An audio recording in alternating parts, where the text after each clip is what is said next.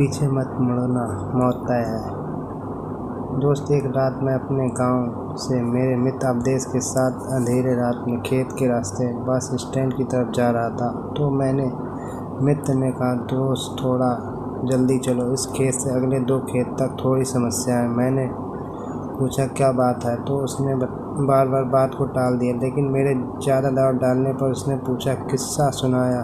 बहुत साल पहले अपने गांव से रात को इन्हीं खेतों में से एक आदमी गुजर रहा था। उसके बाद वो जैसे थोड़ा चला, उसे किसी बच्चे के रोने की आवाज़ आई। तो उसने सोचा रात को पहरा देने वाले का कोई बच्चा होगा, लेकिन तभी याद आया कि ये खेत तो रामेश्वर काका का है, जो पहले 3 साल पहले ही फांसी लगाकर मर गए थे। वह आदमी में सहमत हुआ, कदमों से आगे बढ़ता रहा और उसके दिमाग में उन लोगों की बातें याद आई कि इस खेत से गुजरते वक्त रात को कभी पीछे मत मुड़ना, कोई रास्ता पूछे तो उसके आंखों और पैर को मत देखना, कोई कितना भी बोले मत सुनना। ये सब बातें दिमाग में सोच रहा था। उस आदमी की हालत बहुत बुरी हो गई और सोचने लगा कि उसने यह आने से पहले ये सब क्यों नहीं सोचा।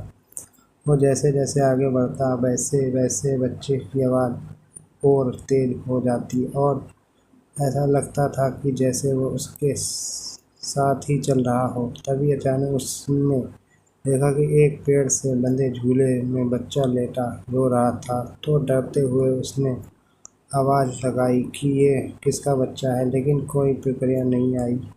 तो डर के मारे आगे बढ़ गया, लेकिन बच्चे की किलकारी सुनकर उसने रहा नहीं गया और उसने पीछे मुड़कर देख लिया। तो उसने देखा वो बच्चा झूले में उसके पीछे पड़ा था।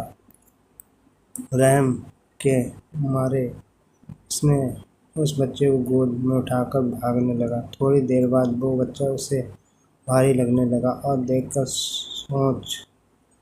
चौंक गया कि उसके पैर लंबे होकर जमीन को छूने वाले थे। उसने घबराकर बच्चे को गोद से गिरा दिया। जैसे ही वो बच्चा गोद से गिरा तो बच्चा बड़े आदमी की तरह जोर से हंसकर बोला, तू आज तो बच गया। अगर मेरे पैर ज़मीन को छू लेते तो तुझे आज यहाँ कोई नहीं बचा सकता। तेरी मौत तय थी। ये कहते ही वो बच्चा गायब हो गया।